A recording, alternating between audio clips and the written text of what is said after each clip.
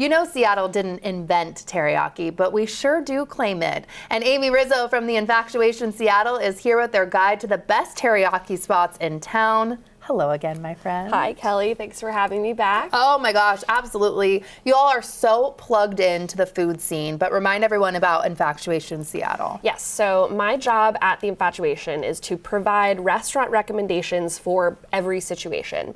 So my team and I, we're dining out multiple times per week. We don't accept comped meals. We book under fake names, and the goal is to equip the reader with the most honest and trustworthy opinions on where to eat and drink in Seattle. And so a big part of our job is identifying those restaurants that are perfect for certain situations. So birthday dinners, date night, etc. But another part of our job is to do these deep dives on cuisines and dishes, which brings us to teriyaki. Absolutely. What makes Seattle's teriyaki scene so special? I think that teriyaki is such an ultimate convenience food. It's fast, it is hearty. I'm no nutrition expert, but it's also a very well-balanced meal. Yeah. And there's really something for everyone. If you're vegetarian, there's tofu teriyaki. It's very kid-friendly. And also, even though it's a very on-the-go kind of food, you could go to all of these places and sit down and they'll put it on a really nice plate and you can relax before getting back to your busy schedule. And no matter the price, it really stretches out. You could make multiple meals out of it. Definitely. And so I just think that teriyaki meets you where you're at, and I think that's why Seattleites resonate with it so much. I want to get to your list. You have some favorite spots to try. We'll talk about your judging criteria while we go in. First spot, Toshi's teriyaki. Yes, so Toshi's is the original, and it's the original for a reason. Chef Toshi Kasahara introduced his teriyaki stylings to Seattle after he moved here from Japan in the 70s. And so when he opened his spot, the rest is quite literally history. It caused this huge boom, and he still owns and operates his location in Mill Creek, and I think it's a very worthy pilgrimage. His chicken is this masterclass in simplicity, and it has a lovely char, and the rice is perfectly fluffy and steamed, and his spicy sauce is so good I would sip it like a digestif. As you should. Mana Teriyaki's next. Yeah, so there's a saying that the best teriyaki spot is the one that's closest to you.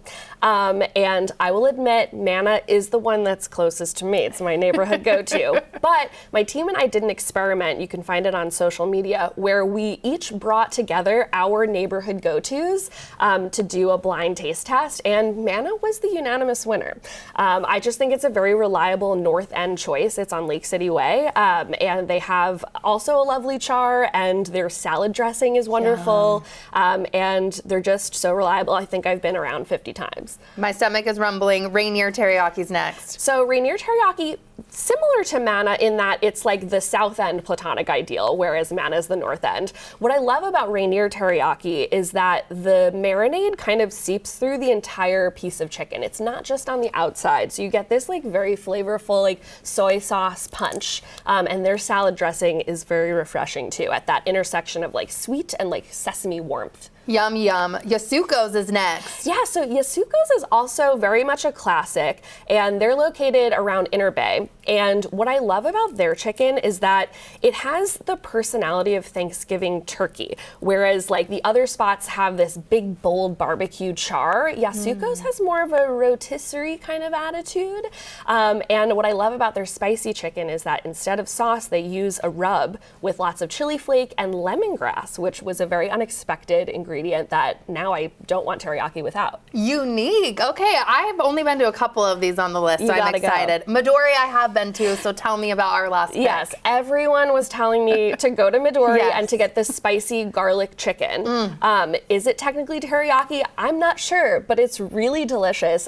So picture this like fiery red sauce swirled with creamy drizzles of garlic sauce. The two just complement each other really nicely, whereas one is really hot and the other is very cooling. And with a bite of steamed rice, it's just phenomenal. How can people get more information on this, see your judging criteria, and the full guide? Yes, be sure to check out the guide on our website, theinfatuation.com/Seattle. My team and I went to 60 different places 60? to crown the best. So we did our homework, and you should definitely check it out. And also follow us on social media at infatuation_Seattle. How long did it take you to go to these 60 places? Because like you said, you don't just go once, like you do your research, you keep coming back to make your decision. Right. It's been sort of a lifelong search, but also we kind of condense things in a few months, but also meticulous phone notes and a very elaborate spreadsheet were necessary in order to kind of capture the nuances between each spot. I love following you guys on social media, so I must know